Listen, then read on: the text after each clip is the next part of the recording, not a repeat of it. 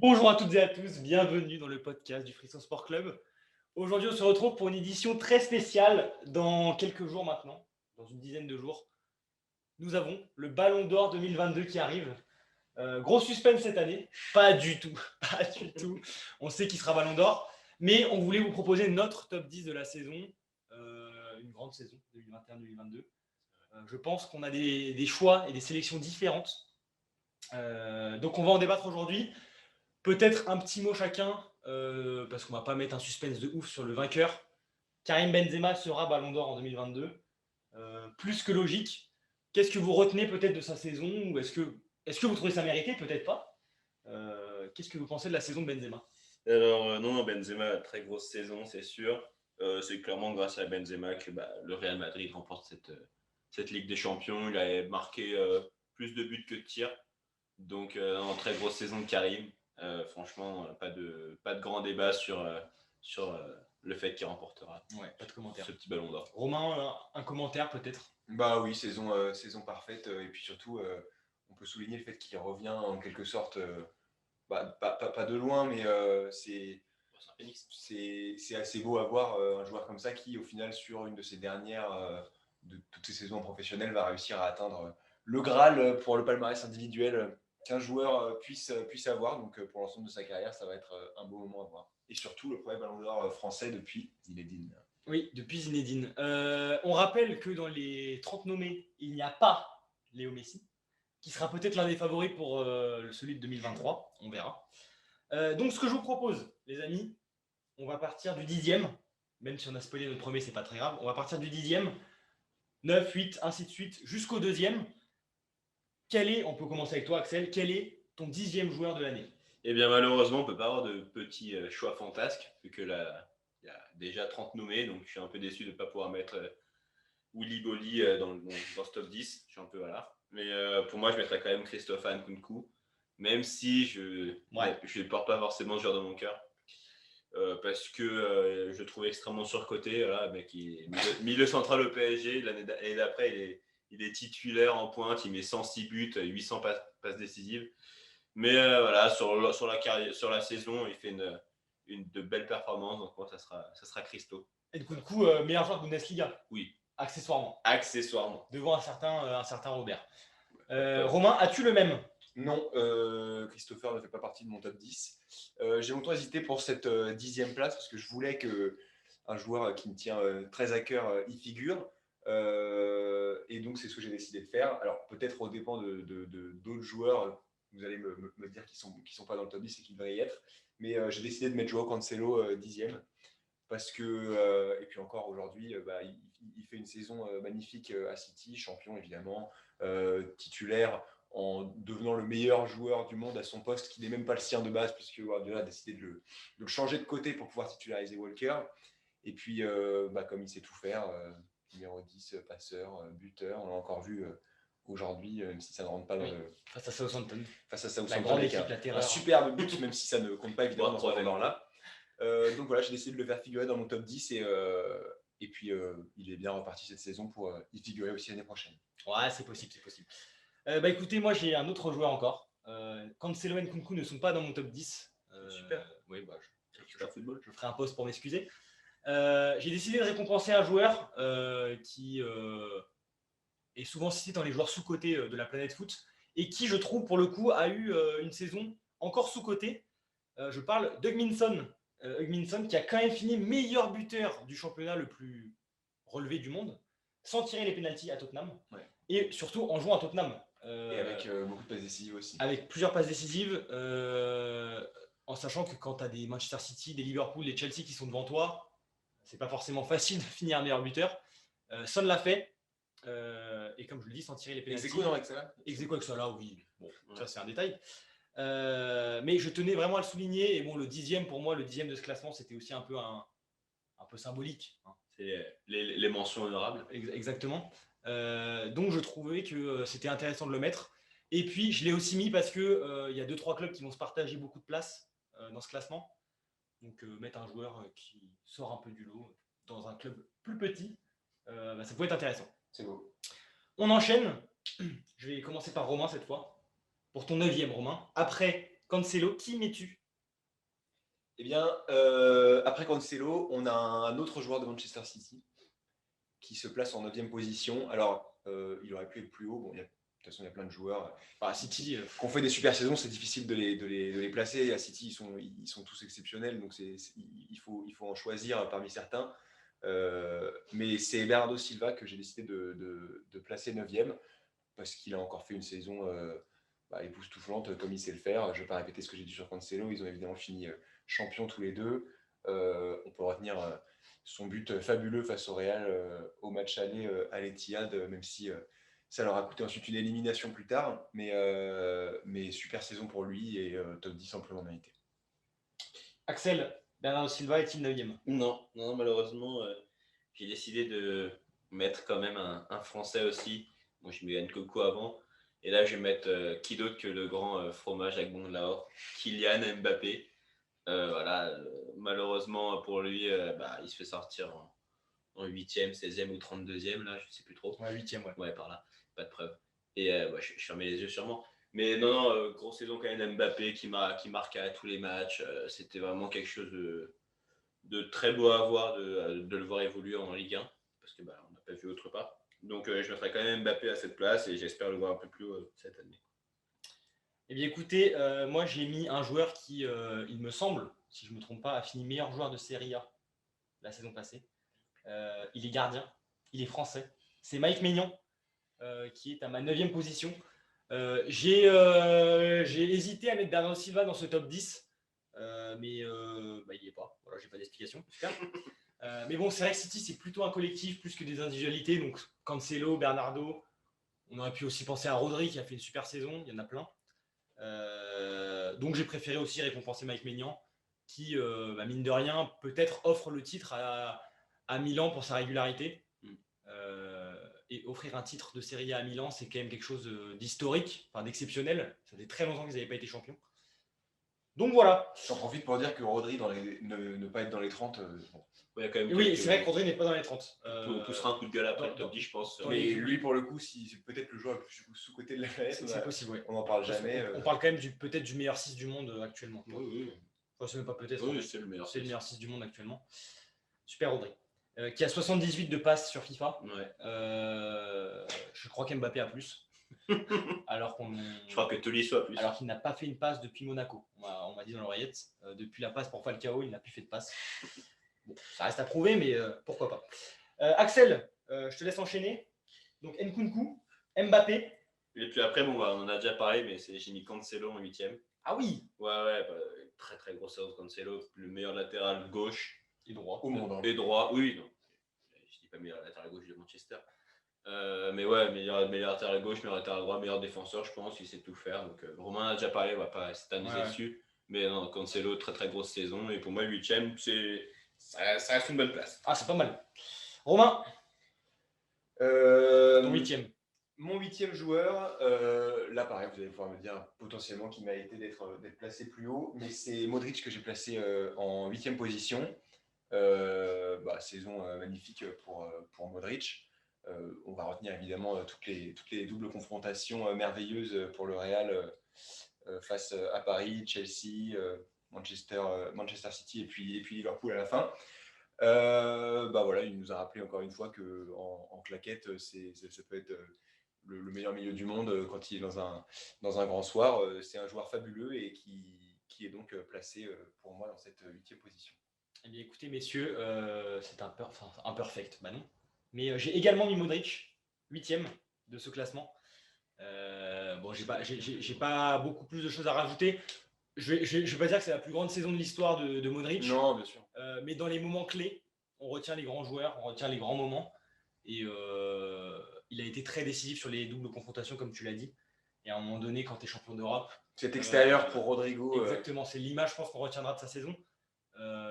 Quand tu es capable de sortir des choses comme ça, dans des matchs comme ça, il me semble que c'était en prolongation. Non, c'était juste avant. C'est juste avant. C'est le but qui les remet dedans après le 3-0. Exactement. Et c'est juste exceptionnel. Axel, je suppose que Modric, du coup, n'est pas dans ton classement. Alors, il est dans mon classement, mais pas du tout 8e. Ah, il n'est pas du tout 8e, d'accord. Non, ouais.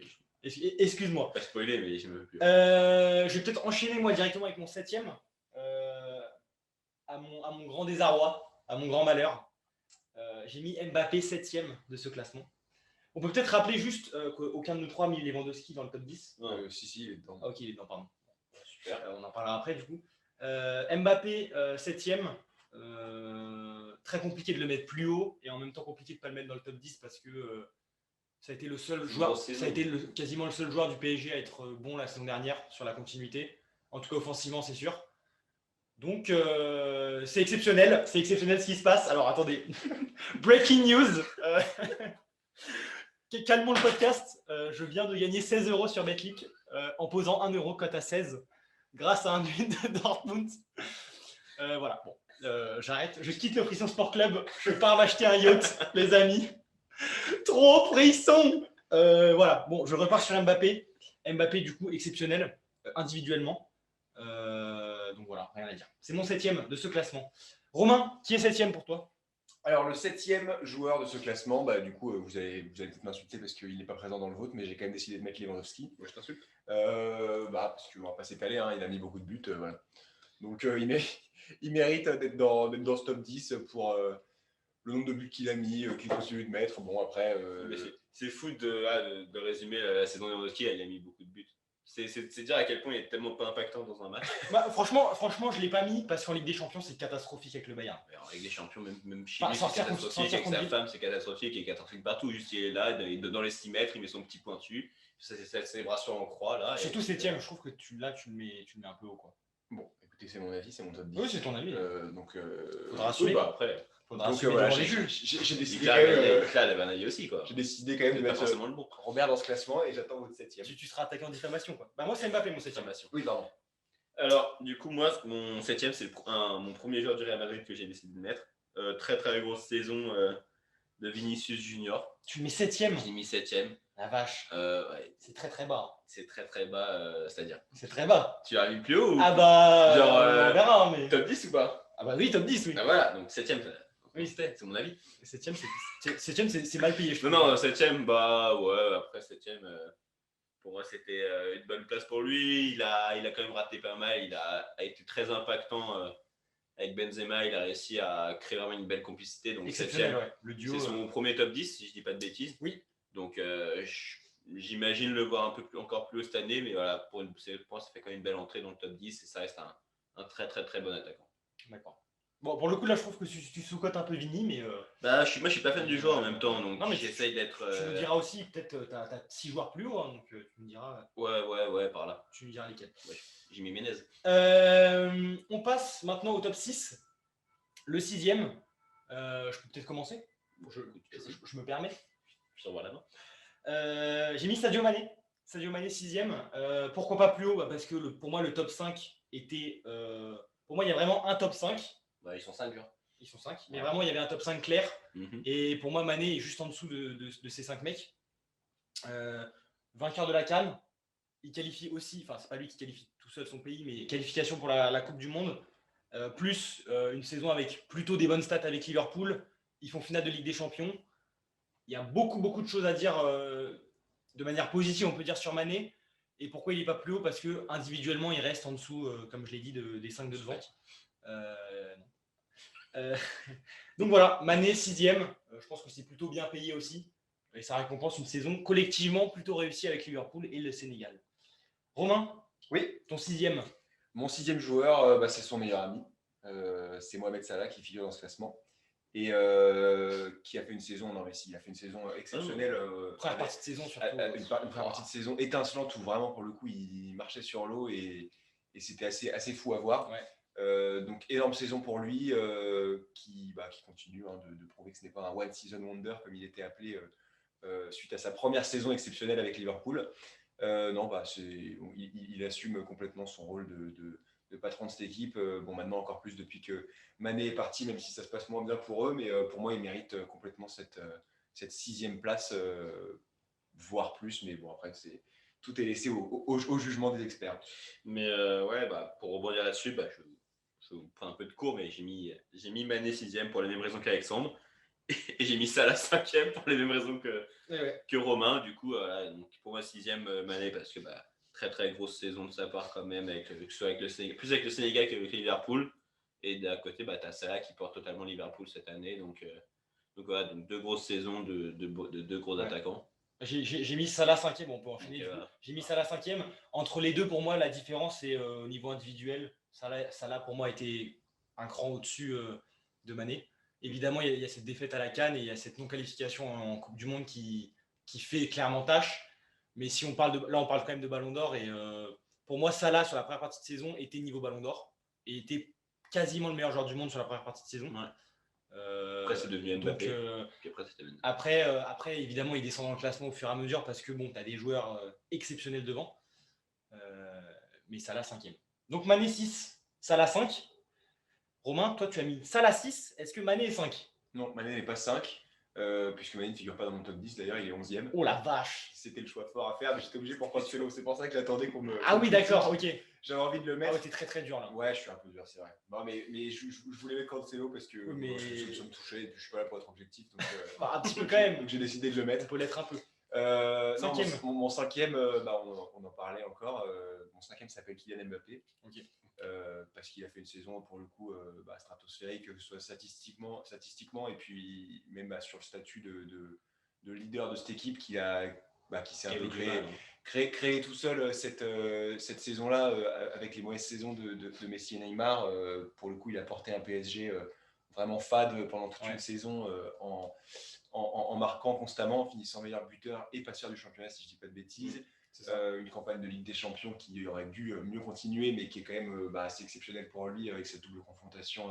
Et on n'en a pas parlé, mais un but qui restera dans les mémoires. Le but au Parc des Princes. Oui, clairement. Malheureusement, Mbappé. Beaucoup de buts qui restent dans les mémoires du PSG finissent mal au final. Évidemment, mais ce but-là, quand même, montre. Enfin, pour moi, c'est le symbole de la saison. Oui, clairement. Il crée un but, exactement, un but de rien. Et il va au but tout seul pour mettre l'ouverture du score à la dernière minute. Mais donc voilà, il aurait potentiellement pu être plus haut. Il aurait fallu pour ça, je pense, une plus grosse campagne de Ligue des Champions. Mais bon, il ne pouvait pas tout faire tout seul cette saison-là. Et c'est pour ça qu'il est 5e. Bon, messieurs, top 4. J'allais dire, on a forcément le même top 4, non? Parce que toi, tu as déjà cité Vinicius. Ouais. Qui, les amis, sera au pied du podium de ce Ballon d'Or? Lui qui ne sera jamais sur la fiche Wikipédia. Qui liste les 3 premiers seulement. C'est vrai. Je vais peut-être commencer avec Veni Vidi Vici. Oui. Vinicius. J'ai longtemps hésité à le mettre sur le podium. Malheureusement, les 3 de devant sont beaucoup trop forts. Mais Vinicius 4e, pourquoi? Parce que c'est l'un des meilleurs joueurs du monde déjà à son âge. Sa campagne de Ligue des Champions est juste dingue. On parle beaucoup de Benzema et il a mis quasiment tous les buts. Mais je pense que ça l'a beaucoup aidé d'avoir un petit Vini à côté en termes de volume de course, techniquement. Son but contre City, où il enfile Fernandinho, on l'a revu il n'y a pas longtemps, Romain. Non mais ce but est juste légendaire. En plus de ça, il a réussi à faire des stats. Champion d'Espagne, champion d'Europe. Plus de 20 buts et plus de 20 passes D sur l'ensemble de la saison. Ouais, double 20. Que dire? C'est exceptionnel. C'est exceptionnel et encore plus à son âge. Axel, qui est au pied du podium pour toi? Eh bien, écoute, moi je vais mettre un mec qui est toujours en retrait. Même là, il est rentré sur le podium et je mettrai ce bon vieux rouquin de Kevin De Bruyne. 4e du coup. Ouais, je mets 4e. Encore une saison incroyable. Il a vraiment une qualité de passe phénoménale. Il le montre encore cette année avec Haaland. Je pense qu'il sera encore plus haut cette année dans le classement. Mais Kevin De Bruyne, c'est juste phénoménal ce qu'il fait avec son pied droit. Peu importe la surface du pied, la balle arrive où il veut. Donc voilà. Donc malheureusement 4e cette année et j'espère le voir encore plus haut la saison prochaine.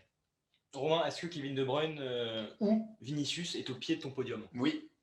J'ai fait le même choix qu'un de vous deux. J'ai fait le même choix qu'Alexandre, puisque Vinicius est au pied de mon podium. Je ne veux pas répéter évidemment tout ce qui a été dit.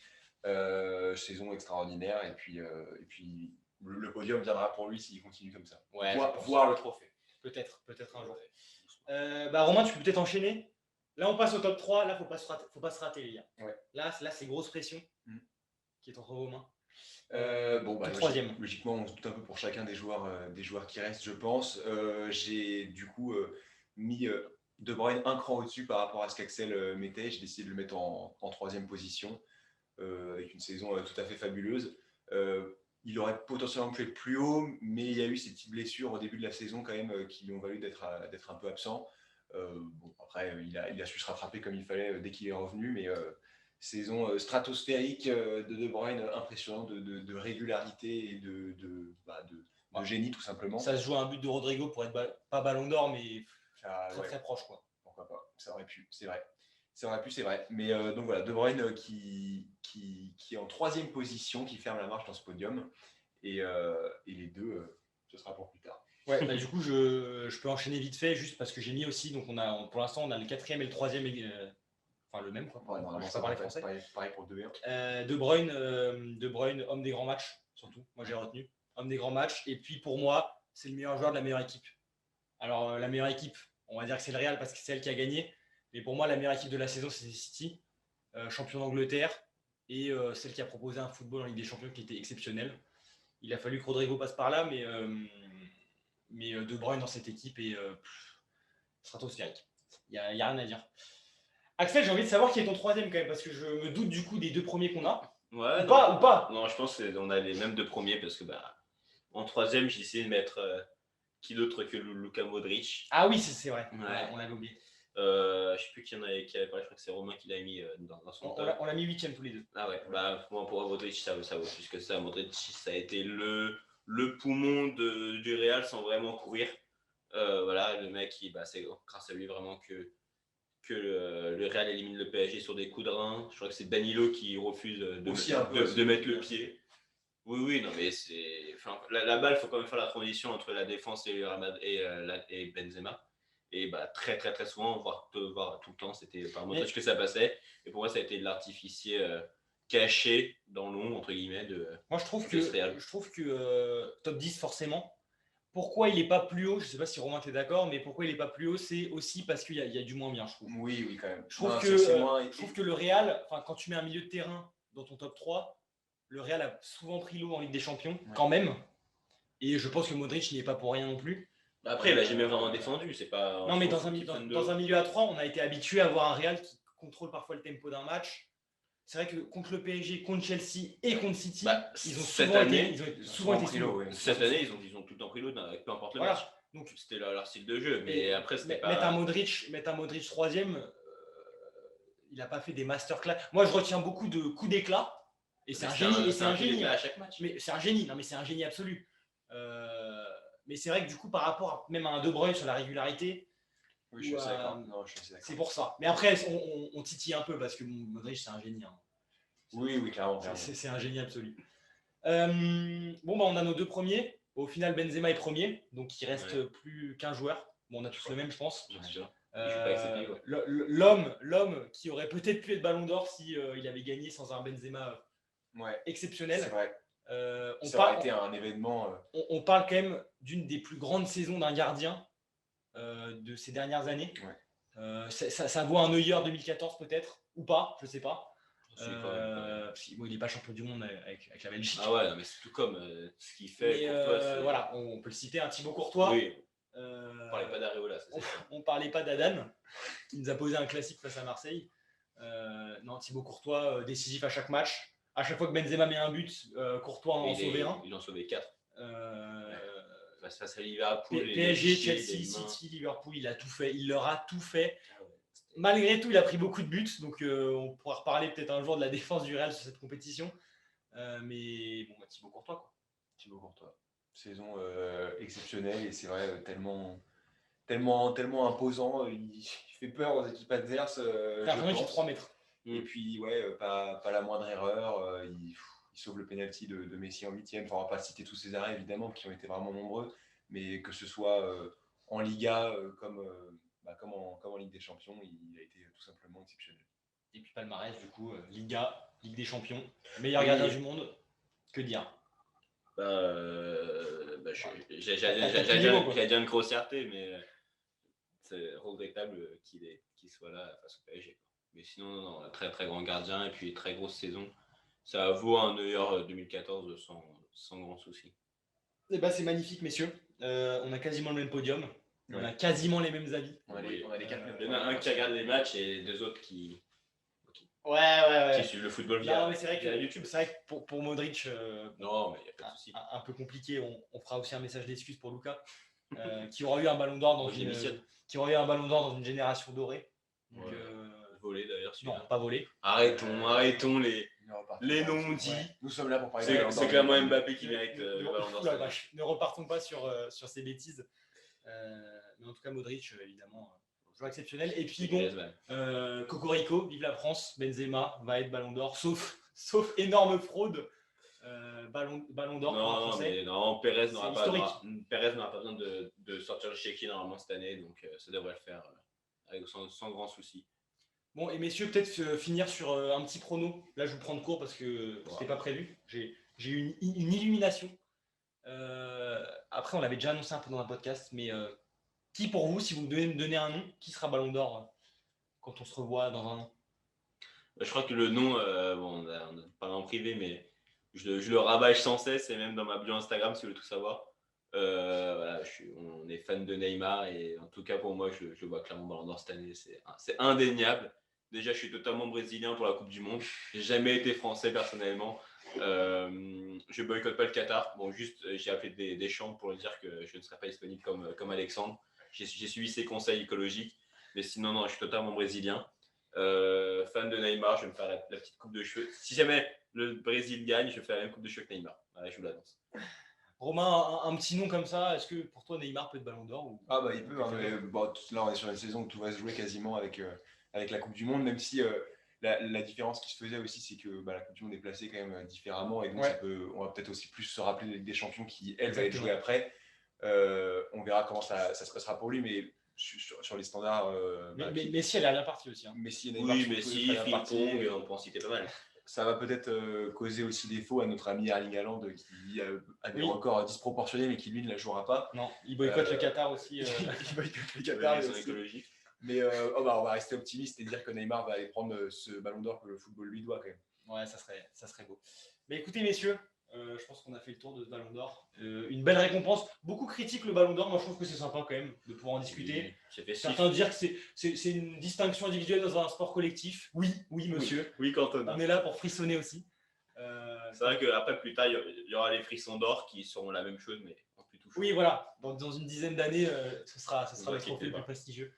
Donc, merci beaucoup, messieurs, pour encore nous avoir éclairé sur le football européen et mondial. Et puis, on se retrouve très vite pour un nouveau podcast. À très vite.